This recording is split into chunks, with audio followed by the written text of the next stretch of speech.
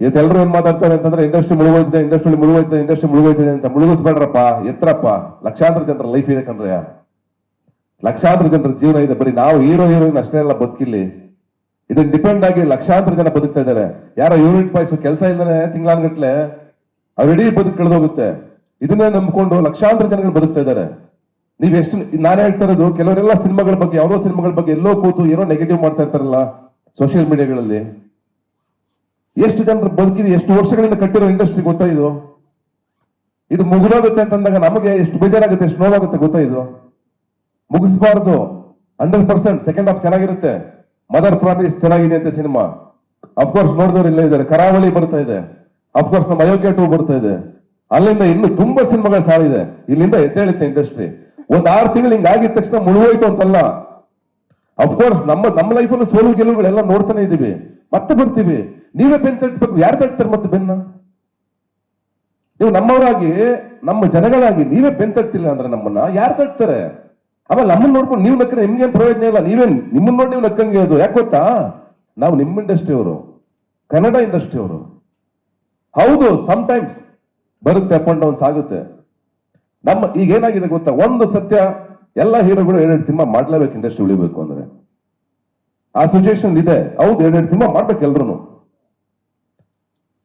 ಹಾಗಾಗಿ ನಿಮ್ಮೆಲ್ಲರ ಸಪೋರ್ಟ್ ಇರಲಿ. ನಮ್ಮನ್ನ ನಾವೇ ಕಾಲ ಎಳ್ಕೊಂಡು, ನಮ್ಮ ಇಂಡಸ್ಟ್ರಿ ನಾವೇ ಕಾಲ ಎಳ್ಕೊಂಡು ಅಯ್ಯೋ ಹಿಂಗ್ ಆಗೋಯ್ತು ಅಂತ ನಗಡ್ಬೇಡ. ಯಾಕಂದ್ರೆ ನಾವೆಲ್ಲರೂ ಹಣ ತಿಂದಿದ್ದೀವಿ ಇಂಡಸ್ಟ್ರಿಯಿಂದ, ನಾವೆಲ್ಲರೂ ಪಾಲ್ದಾರ್ರೆ.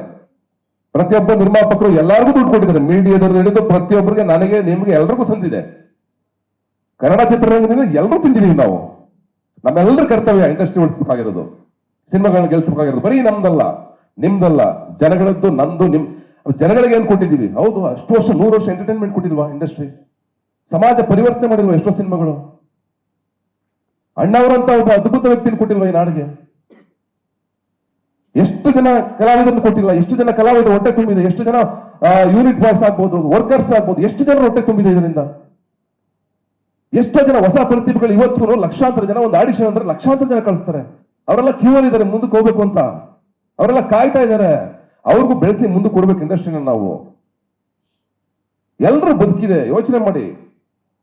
ಎಲ್ರು ಇವತ್ತು ಸಿನಿಮಾ ಮಾಡ್ತಾ ಇದಾರೆ, ಸೋಲ್ತಾ ಇದಾರೆ, ಎಲ್ಲ ಬಂದ್ ಕೂತ್ಕೊಂಡು ಮೀಡಿಯಾ ಮುಂದ್ಗಡೆ ನಾನು ಸಿನಿಮಾ ಸೋಲ್ತು, ನಂದು ಅಷ್ಟು ಆಯ್ತು, ಸಿನಿಮಾ ಮಾಡಬೇಡಿ ಅಂತ ಹೇಳ್ತಾ ಇದ್ರೆ, ಗೆಲ್ತಾ ಇರೋ ಸಿನಿಮಾಗಳು ಇದೆ ತಾನೆ. ನಾನು ಗೆದ್ದಿದ್ದೀನಿ, ಇಷ್ಟು ದುಡ್ಡು ಮಾಡಿ, ನಿಮ್ಗೊಂದು ಸಿನಿಮಾ ಮಾಡ್ರಪ್ಪ ಅಂತ ಹೇಳ್ಬೇಕು ತಾನೆ. ಎಲ್ಲ ಬಂದು ಮೀಡಿಯಾ ಮುಂದ್ಗಡೆ ಕೂತ್ಕೊಂಡು ಏನಂದ್ರೆ, ಆಯ್ತು ನನ್ ಸಿನಿಮಾ ಸೋಲ್ತು, ಇಷ್ಟು ಹೋಯ್ತು ನನ್ ಸಿನಿಮಾ. ಹೌದಪ್ಪ, ನಿನ್ಗೆ ಗೊತ್ತಿರಲ್ವಾ ಸಿನಿಮಾ ಸೋಲುತ್ತೆ ಗೆಲ್ಲುತ್ತೆ ಅಂತ?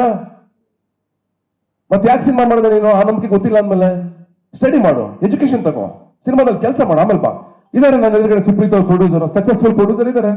ಕೇಳಿ, 16 ಸಿನಿಮಾಗಳು ಡಿಸ್ಟ್ರಿಬ್ಯೂಟ್ ಮಾಡಿದ್ದಾರೆ, ಎಲ್ಲರಲ್ಲೂ ಪ್ರಾಫಿಟ್ ಮಾಡಿದ್ದಾರೆ. ಯಾಕೆ ಆಗ್ತಾ ಇದೆ? ನಿಮ್ಗೆ ಎಜುಕೇಶನ್ ಬೇಕು.